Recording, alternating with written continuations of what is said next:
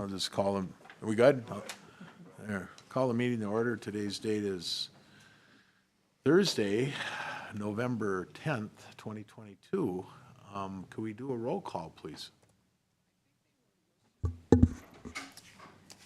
Cope. Lambert. Bertram. Stenberg. Here. Nebel. Erickson. Here. And Chesak. Here. Thank you.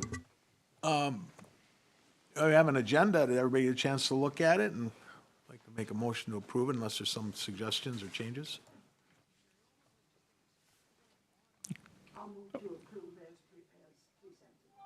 No second. Motion by Cope, second by Stenberg.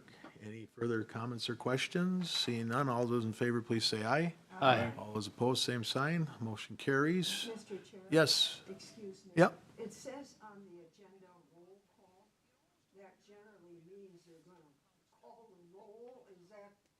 If we had somebody attending virtually, I guess we would, but I don't think anybody is, right?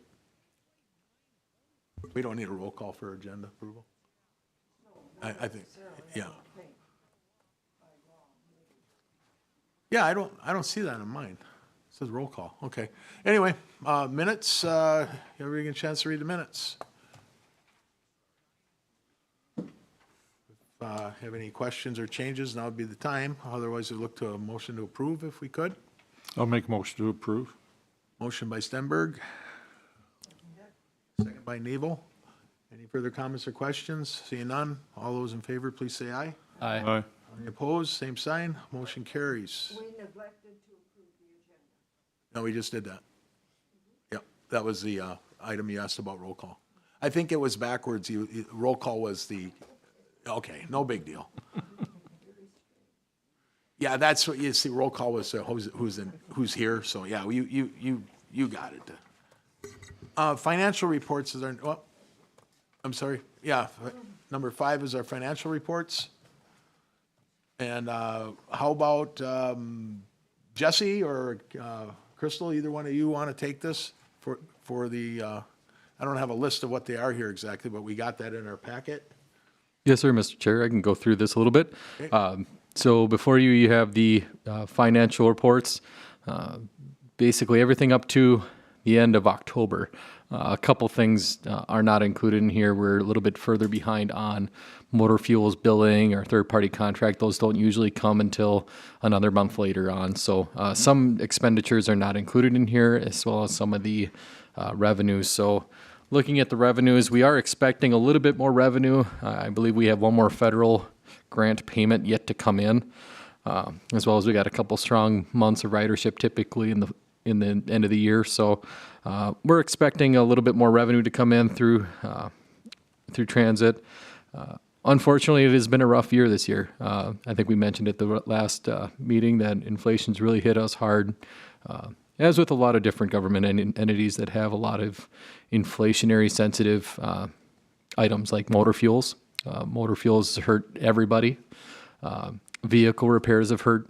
A lot of those costs have gone a lot higher than anybody really budgeted for this year. So what we're going to see here this year is some of our expenditures go a lot further above and beyond what we were projecting and budgeted for. And it's probably going to outpace our revenues. Some of the things that you'll see here is motor fuels. We're already over budget by about $20,000 for the year. Most likely that's going to continue for the next few months. Again, inflationary, nobody really projected the prices of gas to go to where they were this year. So it is not too surprising that it is this far above the original budget. And then there's a few other pieces here, but the other thing I'll highlight is vehicle repairs. We are already over budget there, but that it's again, the price to, or the cost to repair some of our buses are higher than anticipated based on a lot of the inflation. So parts have always cost more this year, as well as the labor.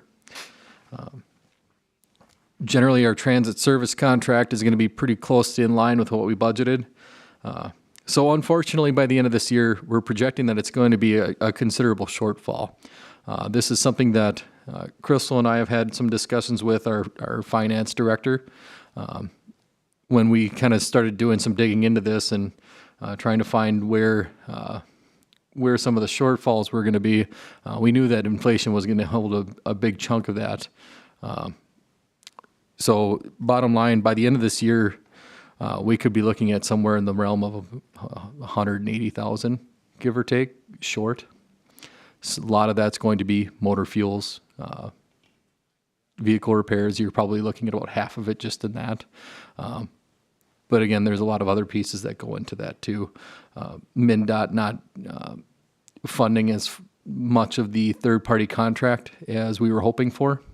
I know they increased their award this year 2% over last year's contract. Unfortunately, when our third-party contract went up, what would it be, 40%? Obviously, that didn't keep pace very well with the operating expense for the third-party contractor. So there was a couple spots where 2022 is not going to meet the benchmark that we were hoping for. Projecting out for 2023, MnDOT's share is going to change a little bit. So they're going to tweak their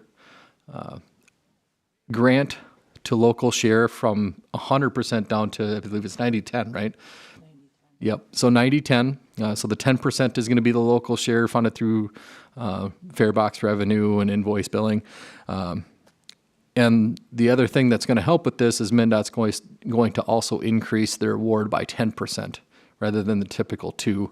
And the reason why that is like I mentioned, everybody's kind of felt this pinch with inflation, and MnDOT's aware of that and sensitive to that. So they did help kind of statewide everybody's contract by increasing everybody about 10% over the previous year.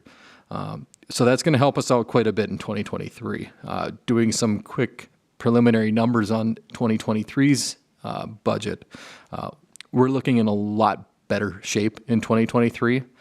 We still have a little bit of movement we have to do with making up some fare box revenues and continuing to grow our ridership, which we've been doing to make up the much shorter difference. It's a very short difference. The issue is going to come most likely in 2024.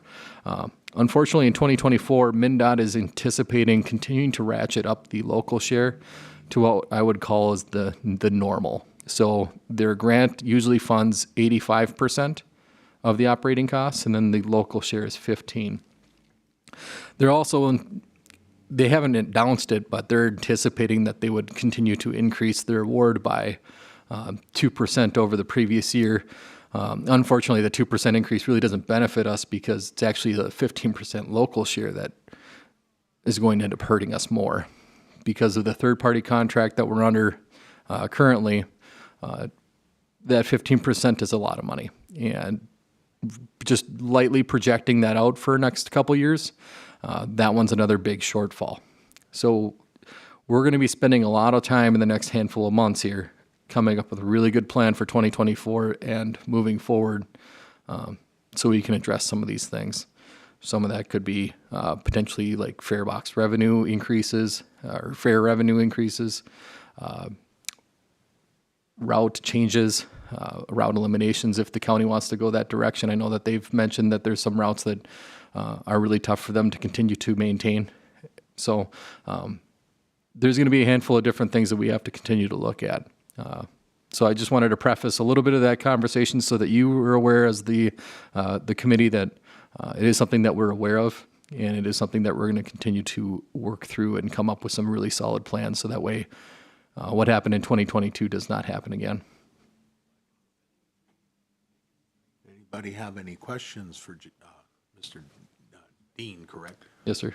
I have one. Does MnDOT help with the cost of fuel? I think when you do your budget, like the budget next year, you do it now.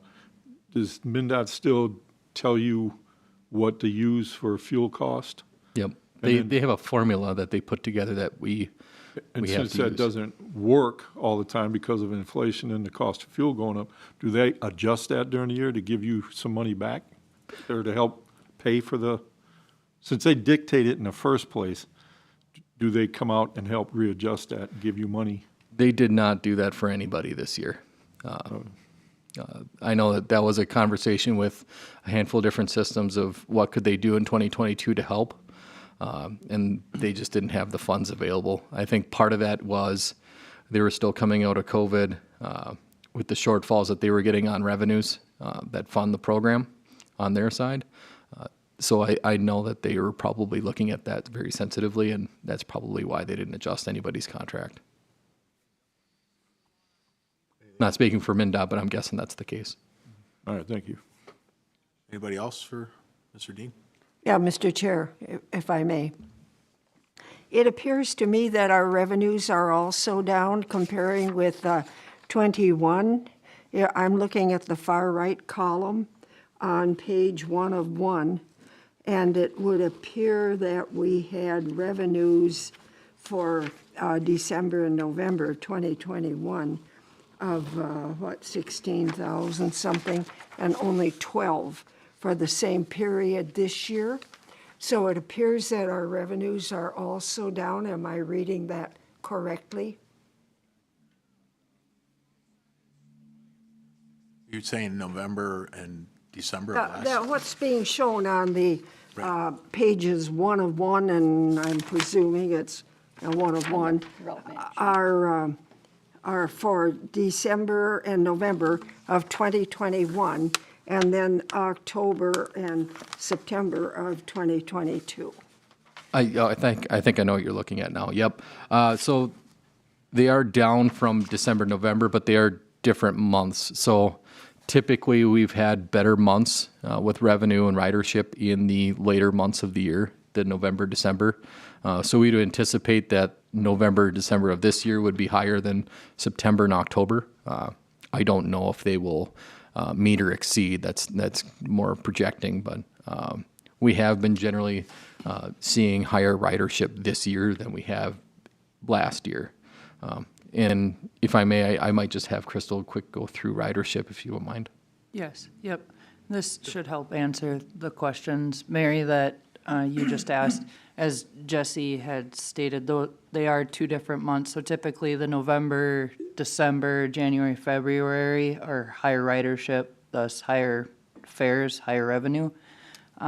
So if you do look at the highlighted column of total passengers, in 21, the total over the year was, sorry, I have to get to that page.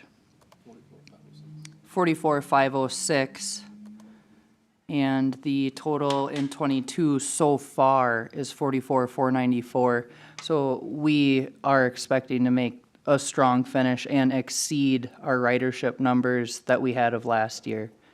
So by the end of the year, we will exceed ridership numbers. Okay, thank you for that. We'll have to keep an eye on it because right now you're projecting that, and that may or may not be the case. I'm really concerned about the shortfall. How are we paying our bills? How are we paying the contractor? How are we paying our bills? So we do have some reserves that are able to. Would you please tell us how many of those we have used to date and what you would anticipate using, say, in the next 2 or 3 months? So like I mentioned, we're roughly and it's a rough projection at about 180,000 shortfall. So most likely a good chunk of that is going to have to come out of reserves. And what is our current reserve? I can't remember exactly. Was it around 300,000 or 400,000? I can't remember right offhand. It would be a question that I'd have to ask our Those are finance director. figures we should have at this meeting. Sure. I mean, we're supposed to be a committee, not just window dressing. Yes, ma'am. And there are some very tough issues here ahead of us. And there's no use to pretend they're not there. They are there. Mm-hmm. And we need factual information, not just pie in the sky. We need to know what our reserves are, how many we have used, where we can cut back. Is the provider willing to reduce the amount of his multi-million-dollar contract? What can we do? What can we do? We should be addressing all of that now. Or not.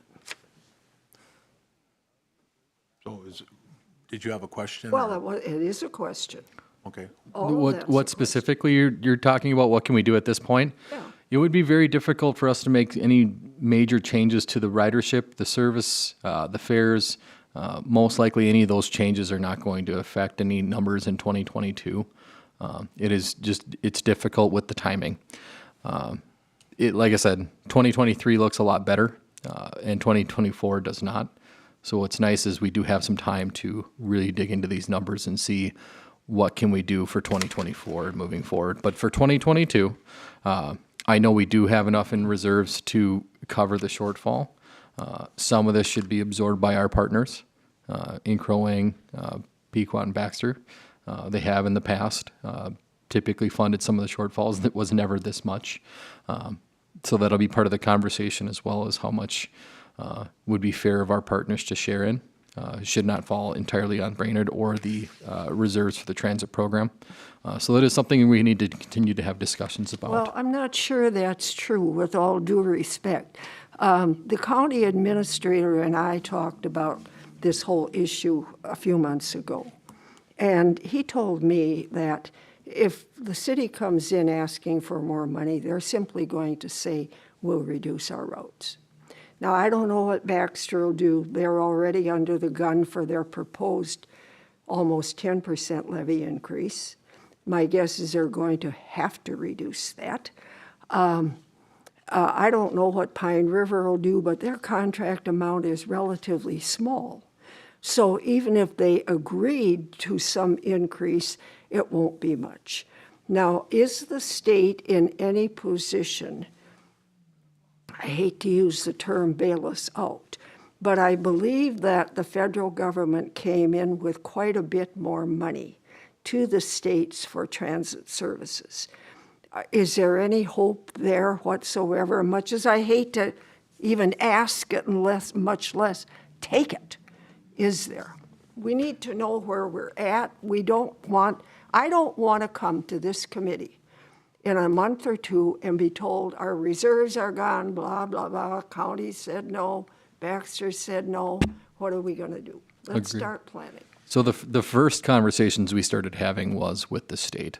And, hey, as soon as we realized that this is going to most likely project out this way, we started having conversations with the state of what can the state do? Is there a way that we can adjust the contract? Is there a way that we can, what options are there? And the state kind of closed the door on it, quite honestly.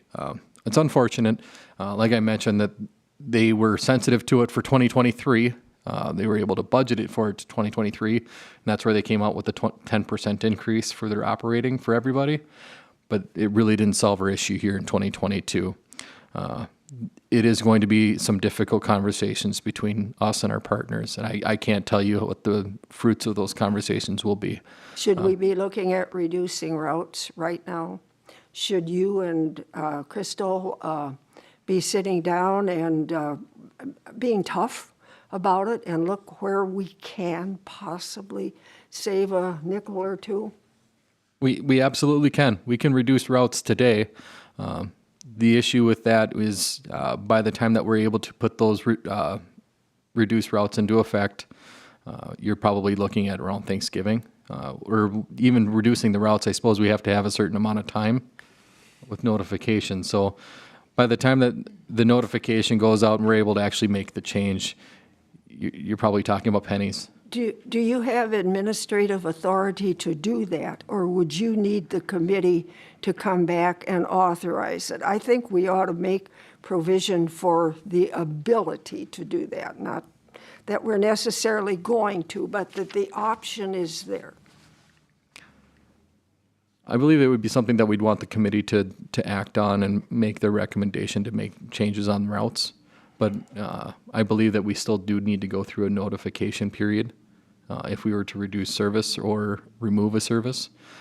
So it's between that and the notification period, you're looking into December before you can make a real change. And by that time, like I said, it's not going to be a lot of money when you're talking about $180,000 that you have to make up. Yep. Mr. Chairman, Go ahead. I'm here. Welcome. I'm really apologize. Welcome. Yeah. I'm going back to what Mary had mentioned. Is your mic on? I'm Oh, sorry. I'm sorry. Oh, just, Yeah, I guess that's all you do, Jay. Now it's green, so it should. I'm be okay. Can you hear me? I think good. Thanks. Can you hear me now? I'm kind of short. Going back to what Mary had mentioned about us being aware, is it possible, because we don't meet every month, is it possible that in our packet, we could have what our reserves are? You know, that type, what kind of monies we have out there, what kind of, you know, the reserves and all that, so we have that? That would be great. I don't know how the rest of the committee feels, but I think that would be a Yes, of course. pertinent too. We can make sure that that is included going forward. Could she have her send it to us the next day or two? Would that be something we can get sooner? Like, Yes, that is something I can send as, Thank you. as soon as possible. Okay. you. Did you have anything else, John? No, Anybody else want to comment or question here for our staff? I had one thing. Is it possible for you to right now just, I know you talked about the increases in fuel, and could you just give me that number, what we budgeted for and where we're at right now, what we're over? That's part of that 180 that you're looking at? Yep, so motor fuels, we budgeted about $68,000 for the year. Right? Currently, not including October, we're almost to 90,000. Okay. And then what about repairs? What did we budget for and where are we at? Vehicle repairs were budgeted for about $76,000, and through September, we're just over 78,000. So projecting out, give or take about $9,000 for each for the next 3 months. So you're looking at a little over $50,000, $60,000 So we're for the two. We're projecting a deficit in fuels and repairs of about 50 from what we budgeted, Give or correct? take, yep, And that comes out of that 180. yep. Okay. Where does the rest of the 130 come from that we're short?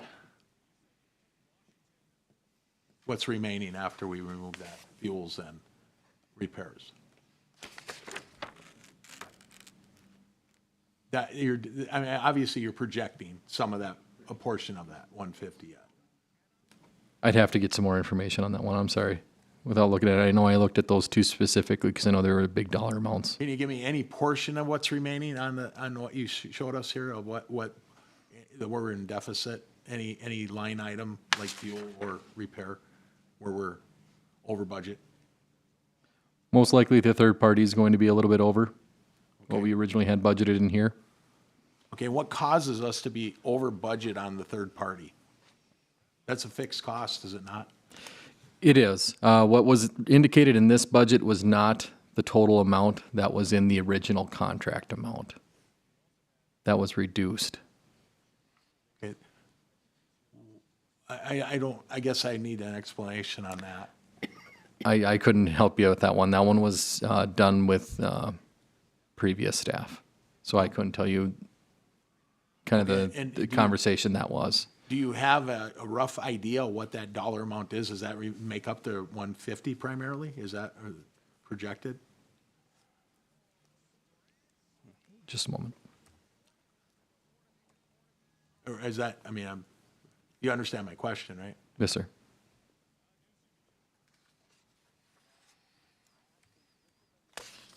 I'm sorry, I don't know if you're I believe pondering he's that looking- or, Yeah, I believe he's looking that up. okay, I'm sorry, No, I see him typing. okay. Yeah, we're going to be over on the third-party contract by some.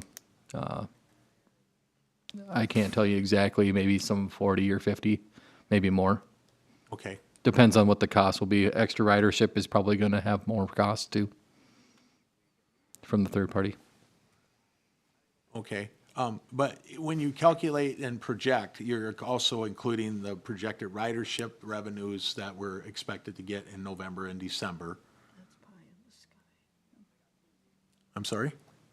I said that's pie in the sky. Well, there's not going to be riders in November and December? I don't think there are going to be many more, maybe less. Okay, I think there's going to be more. I So hope we you're can- right. We can debate that, right? Okay, anyway, so I just wanted to try and get an idea of where, obviously fuel and repair, that's probably more of an inflationary cost, but, and just wanted to try and get a better understanding of where we're seeing that deficit on our budget or financial statement there.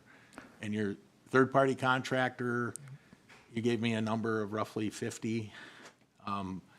Is there any way you can get back to us and just give us a brief, just a real simple explanation of, instead of giving us the spreadsheet showing all these line items and this and where the funds are, and it just gave us an explanation of where you see that, other than revenues or the expenses of fuel, repair, under budget, I get it. The dollar amount of the third-party contractor that we're over budget on, and then what else is there? Is that something you could just kind of give us I guess it'd be more of an estimate, based on the fact we aren't done with this year? Yes, sir. So I'll approach this at a different way. So this is, when I was talking with Connie prior to this meeting, this was the direction that we kind of did, was what we're projecting for total expenditures for the rest of the year, as well as total revenues that we're expecting for the rest of the year.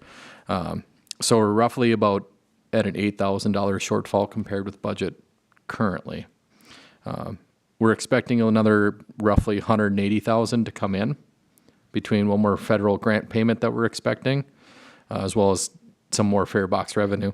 And we're expecting about $354,000 worth of expenditures. So, or not quite 354.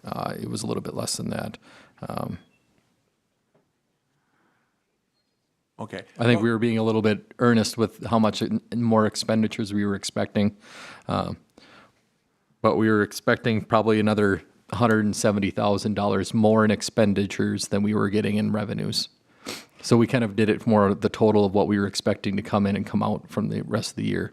I know a big chunk of it was third-party fuels and vehicle repairs, but when we were trying to quick run through summarizing the expected revenues and the expected expenditures through the rest of the year and being conservative with it, we were coming up with about $180,000 short. Okay, yep. I'm sorry, Mr. Chair. Go ahead. Are you, you made a statement that if our ridership goes up, so is our third-party costs going up. Did I misunderstand that statement? Yep. So if you have more ridership, you potentially could have more fuels, more vehicle repairs, because you're using those buses more. And there's probably some other offset costs, but you're going to be running those buses more often when you have more riders. So it'd be better off not to have more riders and just stay where we are. I mean, that's what I. Doesn't make sense, does No, it? I just, it's, Mr. Chair, Yeah, go ahead. Erickson, I do have a question for either Crystal or Jesse. So the third-party contract increases. So we currently have a contract with them. So what you just mentioned, the fuels and the repairs, are those the increases associated with that third-party contract, or are you talking? What increases with the third-party contract are we referring to? And as the chair mentioned, isn't that a fixed cost, the contract amount? It is. The amount that was budgeted for, it was not the original contract amount. Was it an error? No, it was reduced. Like I said, I couldn't tell you why and the reasoning behind it. I know part of it had to do with that we are not running a full I'm sorry. full set of routes. I know we're doing reduced service right now with one less route in town. So we were anticipating that we weren't going to be at 100% of the original third-party contract amount. So there was going to be savings there. So I believe that was part of the decision back then to reduce the budgeted amount for the third-party contract. Could sorry to interrupt, but would that have something to do with, we weren't running all the buses? Was that figured into that calculation? Because we had backed off on some of the routes in the county based on the lack of ridership. I believe that's part of the reason why they reduced the amount that was in the budget. Okay, so are we still not running those routes like we're budgeted originally, or have we now included routes? Obviously, you have one less bus running so many hours or a full day, it costs less. You don't pay the third-party contractor as much. So that's probably, I mean, that's what I understood Mr. Stone was doing. So is that where we got budgeted And how did we exceed that then, that with the third-party contractor, if that's what was going on? If we removed buses from a county route? I do believe that we're still not running that last service. I know we're really close, or well, not really close, but we're closer to needing that bus back in service than we were before. I'm not sure exactly how that factors into the billings. Okay. So, Mr. Chair, then, I guess going back to my question, so it's not necessarily increases to the third-party contract, it's that we just didn't budget for what that contract was, based on, we're not quite sure why, is that? Well, knowing that we were running a reduced service and Okay, so it was we that. weren't going to pay the full amount that that contract had. Okay, But I believe when they were budgeting that, it was kind of like we're doing now, projecting. okay. Mr. Chair, where does the provider get fuel? Is he part of the Crow Wing County units? Yes, ma'am. So our unleaded does come from the Crow Wing County fuel Okay. station. So that is also another increase that we are seeing because of the new agreement that we signed recently with the 10% increase. So the fuels are going up because of that as well. It helped that fuel costs generally did go down a little bit this fall, but they haven't gone down enough to make up the difference in the extra 10%. So fuels continue to stay high for us. Mr. Chair, is that 10% surcharge from the county factored into the motor vehicles increase, what we're calling that inflationary, or is that in addition? Kind of putting it on the spot, but. For what we're projecting out, Yeah, so you've got the overall 170 or 180 shortfall, but when you gave, Chair asked for the actuals versus the budgeted for specifically the motor fuels, the 68K versus the 90K, is that 10% county factored into that? I don't believe the 10% went into effect until October, correct? It started in October, Okay, so. that'd be a very, Those wouldn't be it's included in very- this. Yeah, it Thank you. was very, very little for October. all right, thank you. Anybody else? Just one more thing, if I may, Mr. Chair. I don't know how this would work, but it seems to me that there ought to be a way to coordinate the ridership to be more efficient. And by that I mean, for example, I drive my car and go to the places I need to go. And I go to Walmart quite a lot. I like Walmart. And it isn't uncommon at all at Walmart to see a city bus pull up, somebody get out. The bus is probably still there when another one comes, another city bus, and another person gets out. And it isn't even not necessarily uncommon to see then a third one come and someone get in. Is there any way, it seems ridiculous, is there any way that that could be coordinated more effectively? I'm sure there is, but I don't know what it is. Yes, so when you see that happen, typically one of those buses probably came from outside in the It county. happens all the time, Crystal. With Right, all due yes. respect, it isn't something that I've seen once every 6 months. I probably go to Walmart twice a week, sometimes just to walk around and see what's there. And I don't think I've ever been there and not seen it. Yes, I understand. So one bus will come from the county, one bus will come from Baxter, and one will come from Brainerd.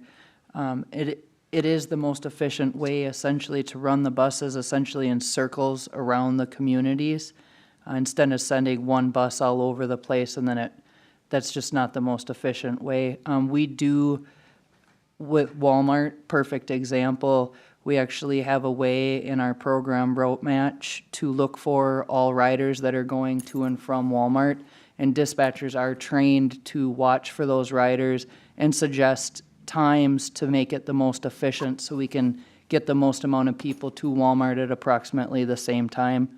So that doesn't happen all that often. But if they are coming from different areas within our service area, then yes, you might see a few different buses.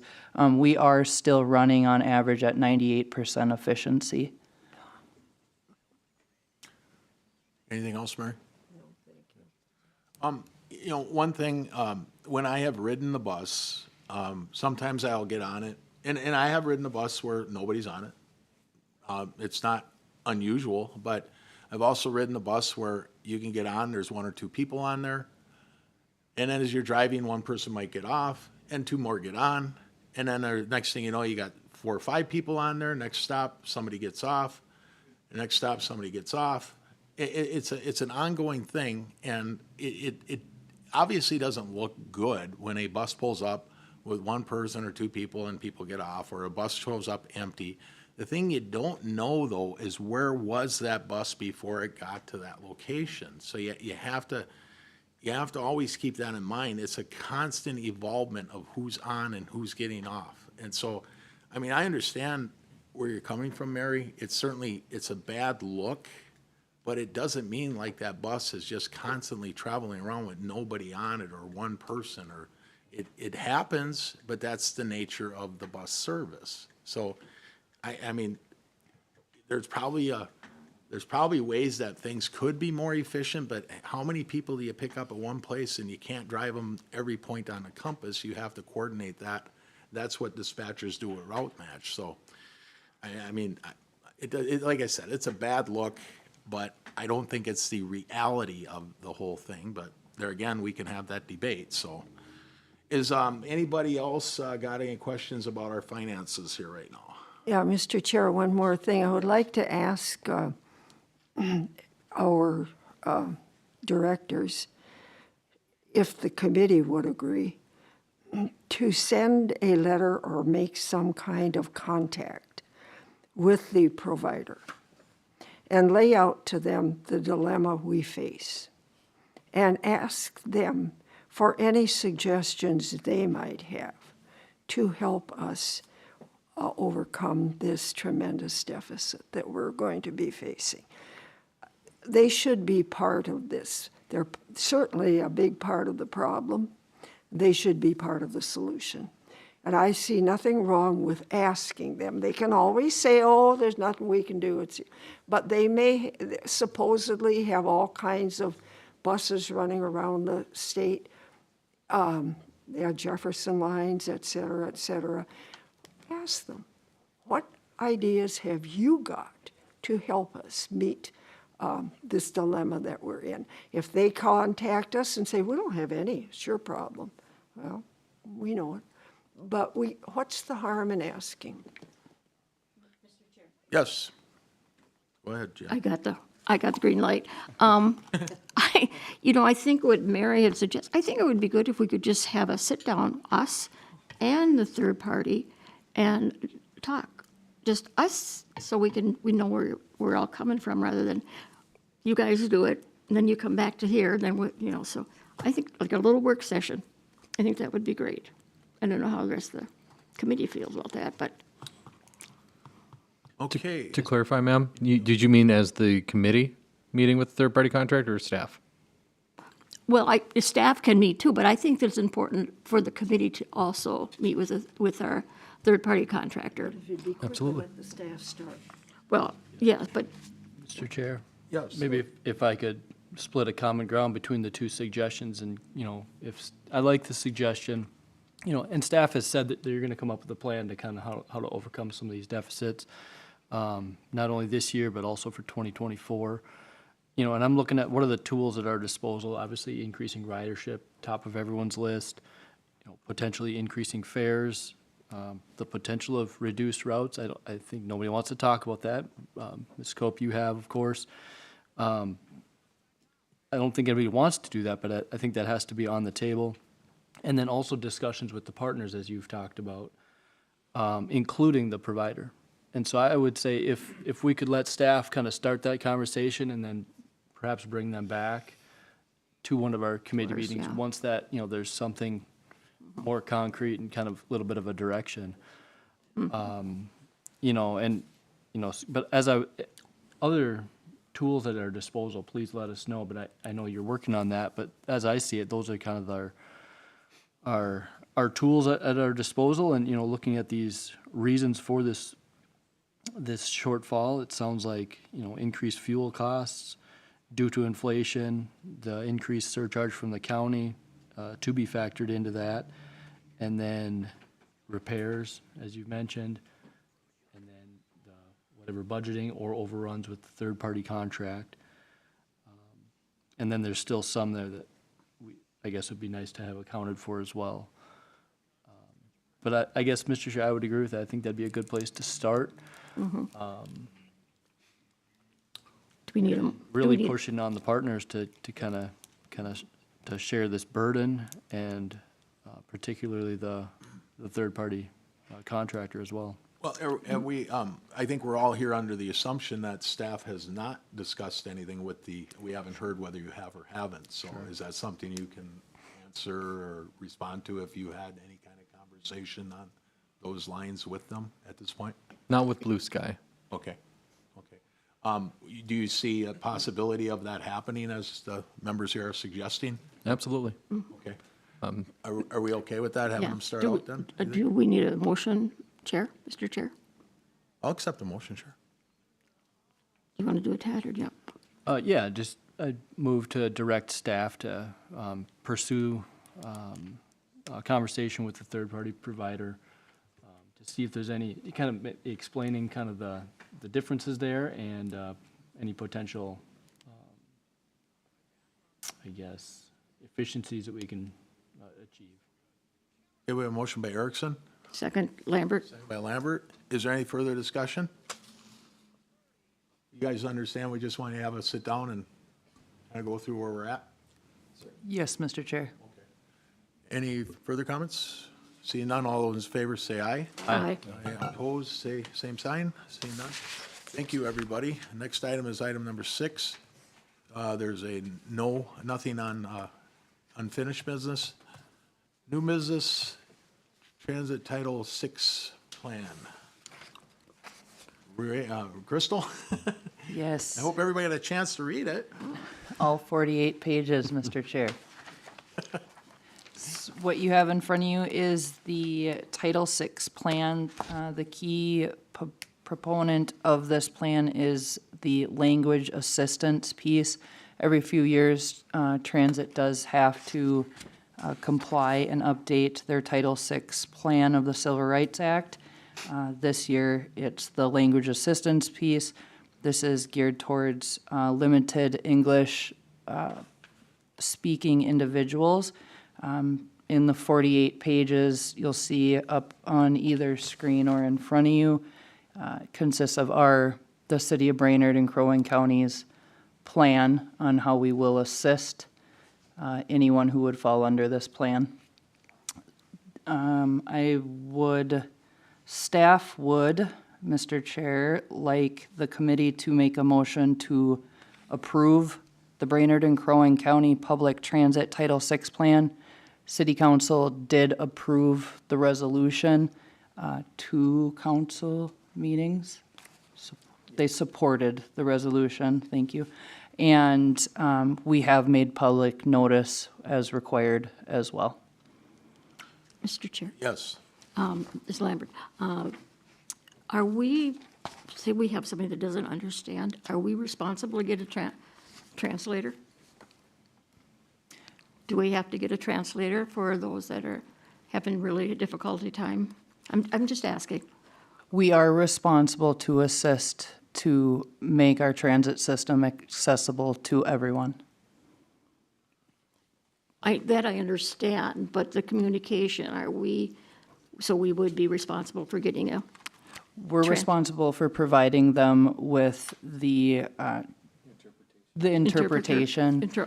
And within the plan, we do have a few different options within there that are available to those individuals. Our communities, Crow Wing County and all the cities that the transit system services, we are less than 1% of an LEP population at this point in time. okay, thank you. Anybody else? Mr. Chair? Yes. Erickson? Is this a requirement of our status as what, a 5311 or the MnDOT program, I would assume? It is a requirement of any FTA sub-recipient. Okay, thank you. Federal government. Thank you. Yes. So we'd look for a motion to approve this, if anybody wants to dare take that, Mr. Chair, this is Lambert, so move to accept this or pass, approve this, Title VI. yes, please, thank you. Motion by Lambert to approve the Title VI plan, Second, Erickson. second by Erickson. Any further conversation or questions? Seeing none, all those in favor say aye. Aye. Opposed, same sign. Motion carries. Okay, we have a marketing plan then. Crystal, you want to go over that? Yes, Mr. Chair. This is the item that we had referenced in the last TAC meeting back in August. I believe Jesse had spoke on it, and we have now put it together. It's in its formal and final draft, again, in front of you or on the screens for you to see.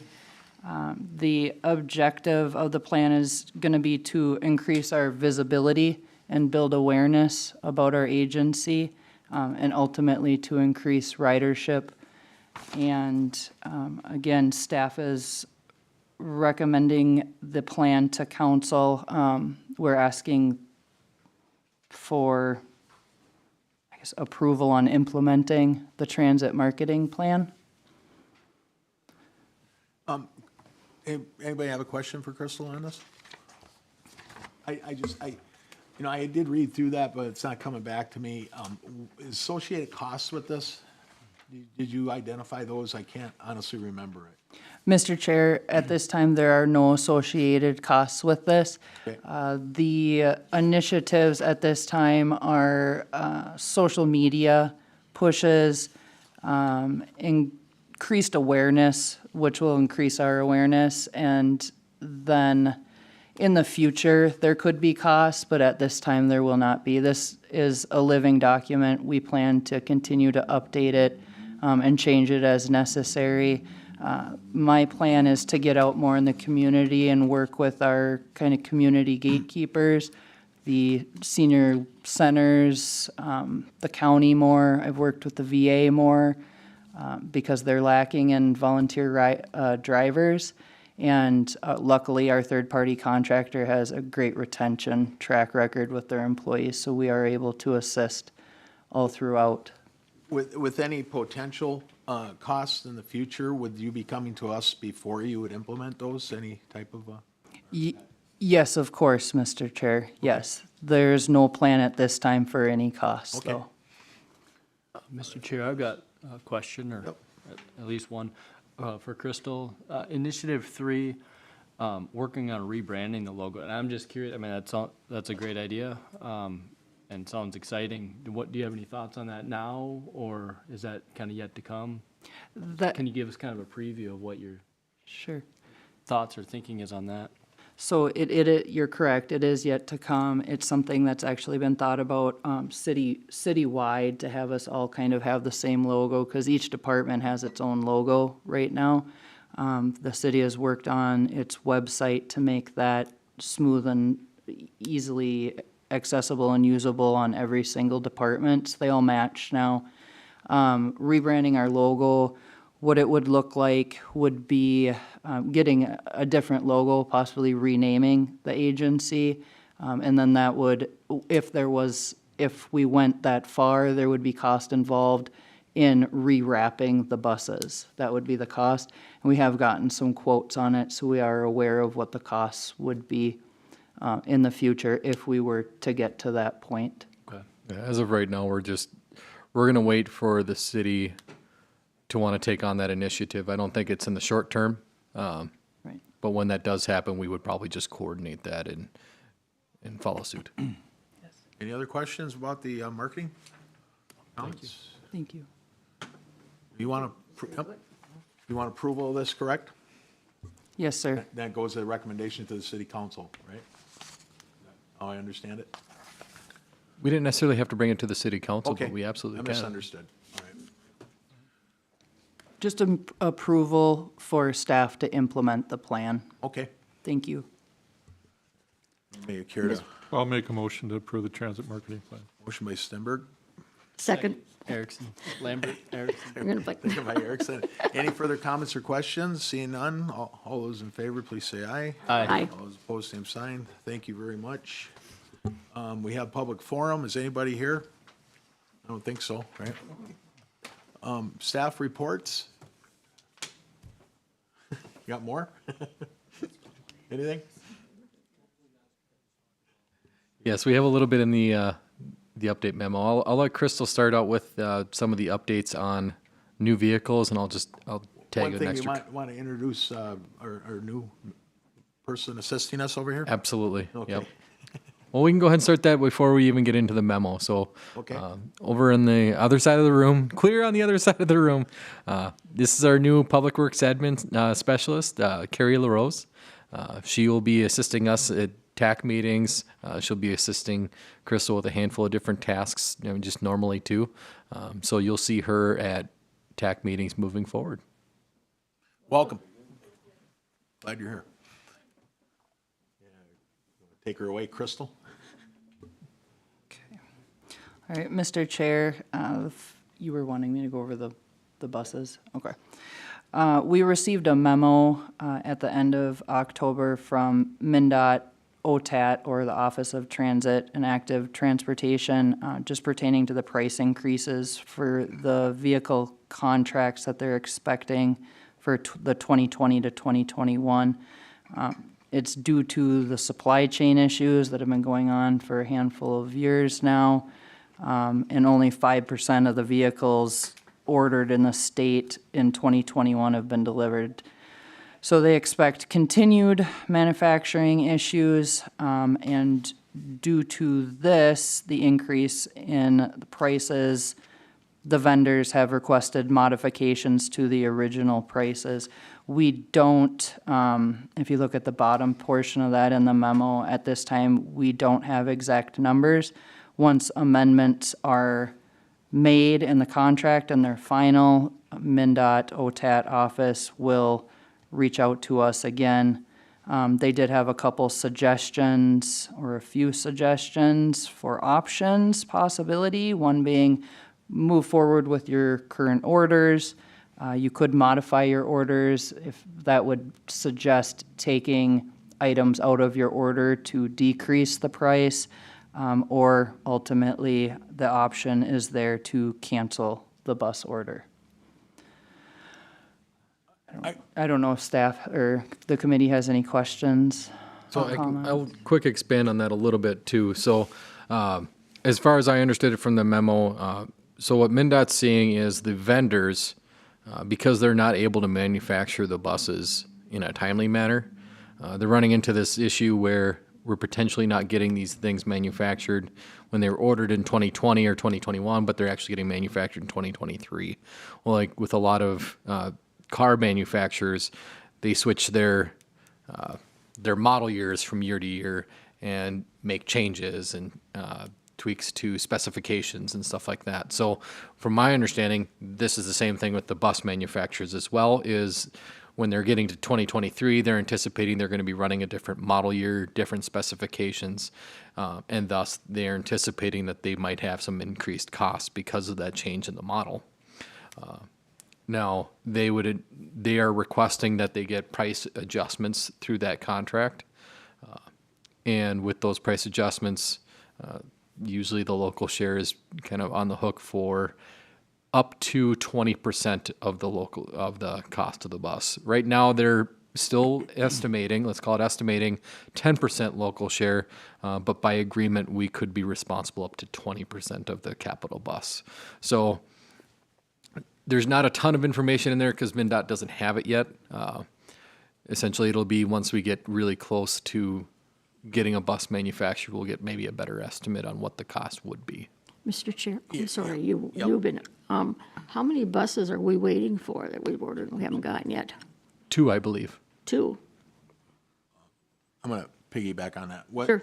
What was our expected amount of local share when we ordered those? Did we have that number, approximate number even? you know, without looking at it, it was somewhere in the teens, Right, like for 13,000 or something like For that each bus. for each one. Right, okay. Give or So take. I think they're roughly 80,000, 90? About 90. Right. So if we look at 20% or 10%, okay, okay. And we recently had a different discussion with MnDOT unrelated, and I think they were projecting that they could go up as high as 130. Yeah, so, okay, so that makes a big difference. It's interesting that they're talking about modifying the amount when we're talking about the same thing here with our third-party contractor modifying the amount. I find that kind of ironic. So what are our options if we say, do we absolutely need 2 buses? And where are we at with our fleet in regards to the shape they're in? Do you have a understanding of where we're at with that? And could we forego getting 2 and perhaps just 1, being that we're behind already? Mr. Chair, I believe MnDOT has given us approval to replace I don't have it in front of me, but I believe it's at least 4 of our buses are rated at less than sufficient, so they're recommending. Those are also the diesel buses that we're trying to replace. With maintenance costs being as high as they are because of inflation, it would be recommended to continue with these buses. Maintenance costs on those older buses will just continue to go up, and the Yep. maintenance amount will continue to increase as I well. understand, yep, okay. So Thank to you. expand a little bit too, there was concern about the shortfall this year, and that was part of the reason why we wanted to hold off on ordering an additional bus this year. So we did not order an additional bus this year, knowing we had 2 in the pipeline still to come, and we really wanted to get our head wrapped around the finances before we go and order a third one and get that going in the pipeline. The other piece that we've been talking with MnDOT, and there's been a lot of push from a lot of the local systems, is flexibility, which we have not necessarily been granted in the past of what we can order. Things like an accessible van has not necessarily been granted to us, but there's been a lot of push for some of these further out routes that don't have super high ridership, but could use the gain in fuel efficiency too, to run maybe a smaller van out there. It is something that's getting pushed to MnDOT to allow. I know there's talk about suspending Buy America requirements, which would open up to some additional manufacturers as well, which would help us out with some cost savings as well. So there is a continued push with the local partners to MnDOT to find ways to make vehicle purchases a little bit more economical. Mr. Chair? Yep, go ahead, Jan. We had a discussion, I think, about some of the buses can't get to some of the places, and we had discussed that perhaps we should look at getting a van or getting something smaller so we could, so maybe this is an opportunity to follow up on that and see if we can push a little harder to get that. Because people should have access to our public transportation, and if you can't get the bus down there, then we're kind of in a quandary. So going back to the cost, the modified amount is, they're looking at potentially 130 from 90 roughly? Yes, sir. That was kind of a number they were kind of throwing out there Like as a potential cost of a new bus. So almost a 45% increase roughly in the cost of a bus. So I guess if you do the math, that's a local share. Yeah, that's kind of, it's kind of hard to swallow. It really is. And there's no way around it. If we need buses to run a transit service, you can't keep repairing the old ones because the cost eats you up, so. Mr. Chair? Yes. So along those same lines, so maybe if I could just reiterate then, so 2 buses, each of them potentially going up to 130,000. Our local share was at 10%, potentially going up to 20. So we're looking at potentially 52,000. Just get one. For 2. Okay. Mr. There's no action for this. This is just an Yep, update. this is information. Miss- Go ahead, Doug. That 90 to 30, that's probably with all the bells and whistles on the buses. It's not, or is that the base price they're looking at? Because a lot of these options, when you put them on the bus, it increases the cost tremendously, I depending on what you want to put on it. But They didn't have any details on if that increase would be on the bus with all the bells and whistles. Our bus only has a few additional options on it, one of which is a bicycle rack. right, above the base price. Correct. So sometimes when they look at these prices, they look at, well, you can get a base price where it's 80,000 or 85,000, but if you wanted all these options on it, now it's going to cost you 120 or 130. So I'm just trying to figure out where are they talking jumping to base price from 90 to 130, or is it that with a lot of options on it? I guess we don't know, right? Right, well, that's what I'm saying, those numbers could be screwed a little bit. Yeah, that was you just know? the number they were throwing out there as a projection of what it could be. Right. The other- Mr. Chair, have 2 buses been ordered? Yes. They've been ordered. We can't just take one? So we've ordered 2, and as of right now, we're not anticipating to get them until 2024. Well, then maybe we could reduce it to 1. We absolutely can cancel, we can modify, or we can continue as planned. The money isn't there, and maybe we should consider just 1. And then another thing that we can't do today, but maybe we need to have another meeting within the month and begin talking about a fixed route. Maybe we need to go back to less dial-a-ride and more fixed route. It would probably save some money. Maybe it's a combination we could do. I certainly don't have the answers, but we have some tough choices ahead of us. And I think the sooner we address them in a realistic way, the better off we are. And maybe we need to look at a more limited dial-a-ride and a fixed route. If I can just quick expand back on the ordering of the buses piece, that is something that we knew, give or take in 2024, that was something that we're going to have to factor into our discussion. So like I mentioned at the beginning of this meeting, it is something that we're going to look very hard at 2024, not only from operating, but knowing that we have right now 2 buses in the pipeline. So how do we address all of those needs, knowing that if that means we have to cancel 1 or both of the buses, what does that mean? Like we've mentioned here, maintenance does go up on the buses that we have. So trying to balance all those things out. So we have a lot of difficult, like you mentioned, difficult conversations to come up.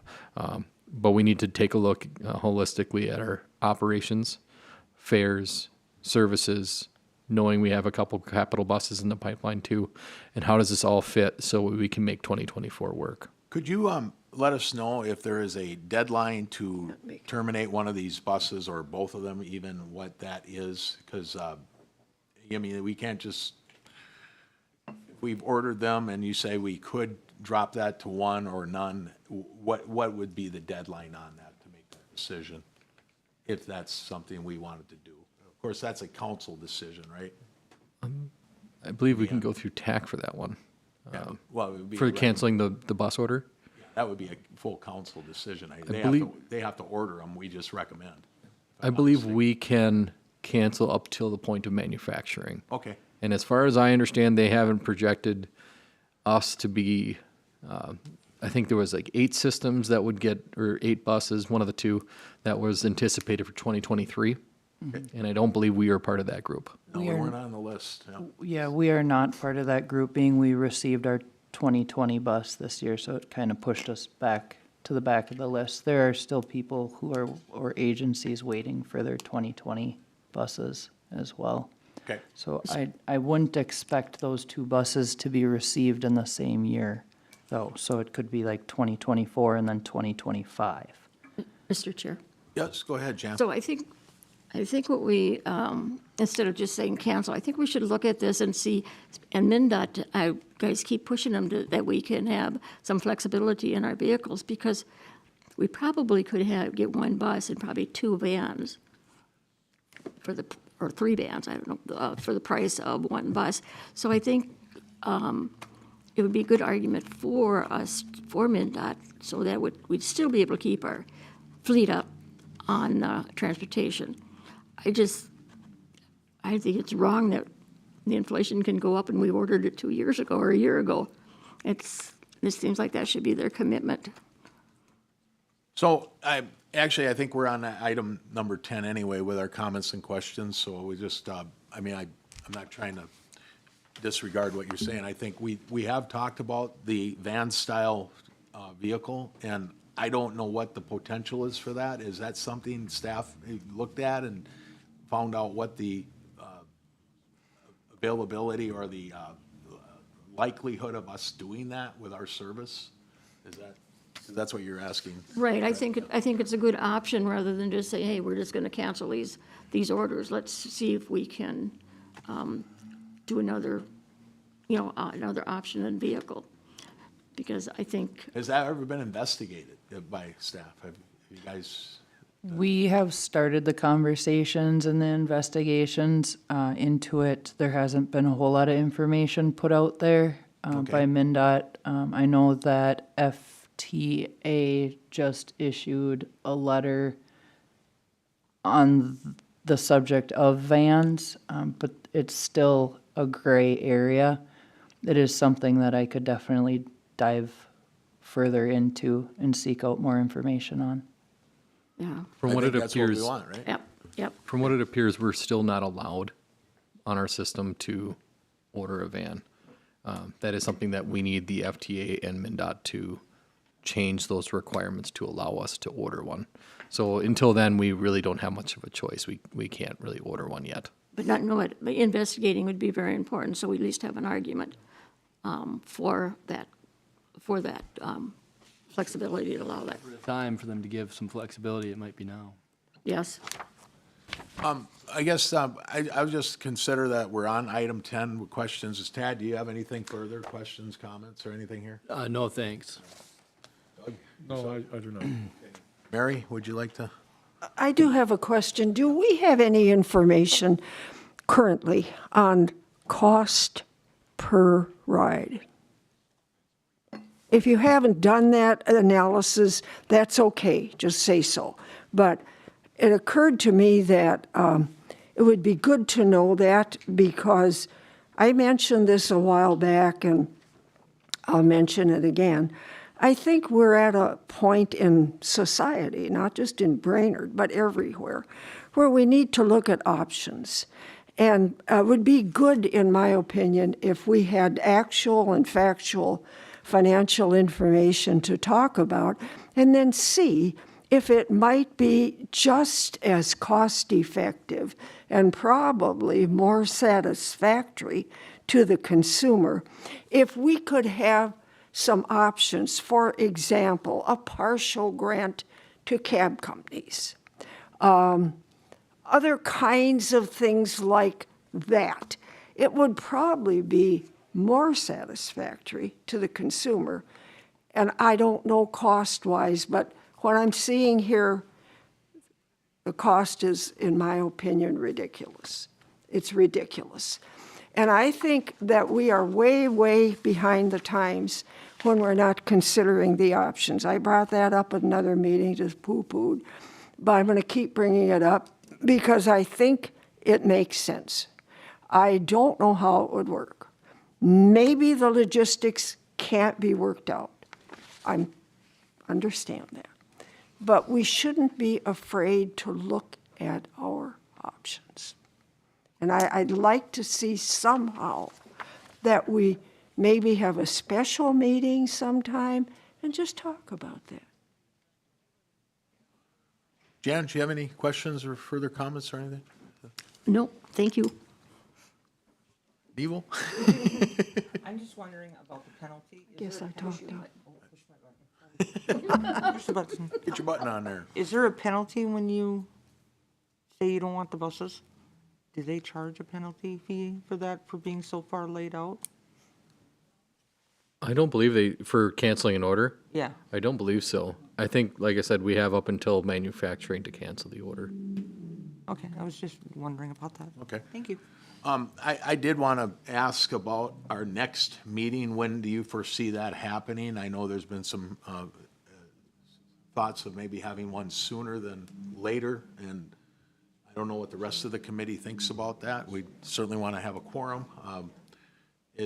Would you had anticipated having, I know this is quarterly, however, we are beyond the quarterly in November, so would you look at still going back to that quarterly and having one in March, or should we try to push for something like maybe at the latest January and just start out the year? I know you want something sooner, Mary, but I'm not opposed to it. I guess I would just leave it up to the committee here to see what everybody else thinks. And then if we were to do that, I'd like to kind of see something more agenda related instead of just saying, let's have a meeting. And so if anybody has any thoughts on that, I think we take a couple minutes here and perhaps try to figure that out, because we won't have our numbers for the ridership, the full cost, until after December. Well, maybe January would be okay.